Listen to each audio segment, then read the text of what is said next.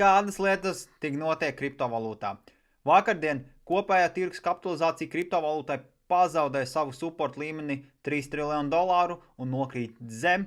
Šodien stundas laikā tika likvidēta nepilns 1 miljards ASV dolāru, pēdējās 24 stundu laikā likvidēti vairāk nekā 2 miljardi ASV dolāru. Bitcoins mums nokrīt līdz pat 80,000, nākošā svarīgā zona 70-75,000, Ethereums nokrīt līdz pat 2600, noteikti svarīgi būtu saglabāt 2500 zonu, un tāpat laikā arī notiek tāds iespējams kārtējā vēl viena manipulācija. BlackRock izskaita uz Coinbase 350 miljonu ASV dolāru vērtībā Bitcoinu un 117 miljonu dolāru Ethereumu. Turpretīm Japānas uzņēmums Metaplanet piesaistīs 135 miljonus, lai vairāk iegādātos Bitcoinu.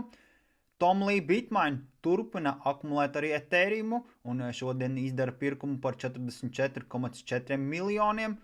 Japāna stimulē savu ekonomiku un iepludina 42,8 triljonu jēnu.